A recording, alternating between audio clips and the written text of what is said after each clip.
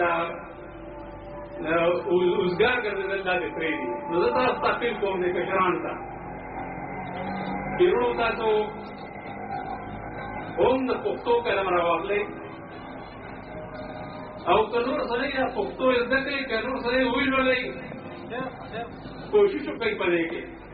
بې د روسته پاتې شو چې خپل کلچر نه پاتې شو خپل لسان کتاب خپل ثقافت نه پاتې شو نو بیا خو هېڅ هم نه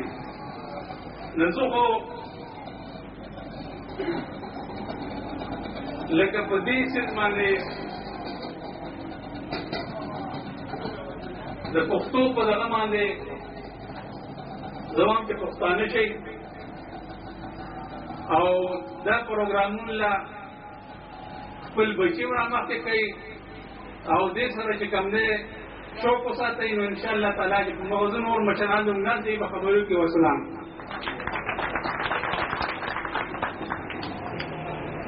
دا زمونږ د غونډې کوربه جناب مسلم شاه صاحب ډېرې ښکلې خبرې وکړې او زه دا وایم چې که چېرې د داسې مشرانو هغه که سیاسي وي او که سماجي وي ستاسو لاس زموږ په سر پروت وي نو انشاءالله چې د پښتو دا منډل به موږ مخ په وړاندې باندې وړو چې زما د مینې نوم پکې الزام دی چې زما د مینې نوم پکې الزام دی دې محفل ته زما درې ویشت سلام دی او که د نوم په سر د دار هم زه وانخلم که د نوم په سر د دار هم زه وانخلم ستا د درد د خاورو کوی په ما حرام دی.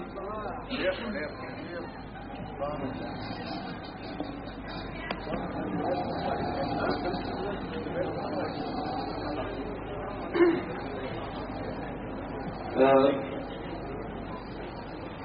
پښتونخوا قومي پارټۍ د صوبایي صدر جناب فاروق ماهتاب صاحب زموږ سره دلته کې ناست دی هغه تپاس کوم چې هغه راشي زموږ سره پېژندل کېږي. فاروق ماهتاب صاحب تاسو خپل ورونه اکتفال سره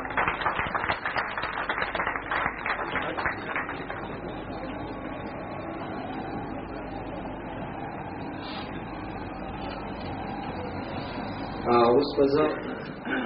د میاشتنۍ چغې چیف ایډیټر غلام رحیم حتیب کوټېګامي صاحب تپاس کوم چې هغه راشي او د خپلو خیالات یې اظهار وکړي. حتیب کوټېګامي صاحب تاسو خپل ورونه اکتفال سره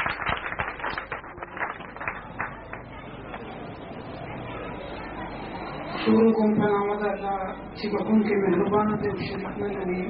ګرانو ملګرو او مشرانو اورېدي صاحب او نور راغلي مېلمنو ټولو ته زه په دې پروګرام کې هرکلی وایم چونکې زمونږ دا پروګرام ډېر وسیع و ډېر لوی و. مونږ د تاڼې نه په دې مین روډ لپاره پرمیشن هم راغستی و د دې روډ بندولو لپاره او چونکې ډېر لوی پروګرام مونږ جوړ کړی و. خو د الله د انسان ارادې یو نه وي. د میاشت مخکې پروګرام ته ګوره خاص د پروګرام په ورځ دې باران ته ګوره خو بهرحال ډېر ملګري دې پروګرام ته راونه رسېده. مونږ به د هغوی نه خفګان نه کوو په وجه د دې چې باران دی. بعضې ځای کې باران وي بعضې ځای کې نه وي. دا کم ملګري چې را رسېدلي دي نو مونږ د دې ډېره مننه کوو چې په دې دومره سختو حالاتو کې په دې خټو کې په دې بارانونو کې دې مونږ ځان را ورسولو. او انشاءالله دا د شیرینیار یوسفزۍ وړاندې شعري مجموعه افغان ګلونه دا راغلې ده د دې د مخکتنې د دستوره د لوی نه په ورکوټي سطح شوه خو بهرحال مونږ به څه په ډېر لوی حساب کړو او انشاءالله بله میاشت کې د شیرینیار یوسفزۍ دویم شعري مجموعه مشعلونه کوم چې هغه په جیل کې لیکلی دی او ډېر دردېدلې شاعري ده انشاءالله هغه کتاب به م راشي او مونږ به د هغې د تقریب رونمایي د مخکتنې بیا انشاءالله پروګرام جوړوو او زه بیا یو ځل د میاشتنۍ چغې او د پاک پښتو ادبي تحریک له اړخه د انجمن باشندګانې ضروبۍ له اړخه راغلي ټولو ملګرو مننه کوم. السلام علیکم.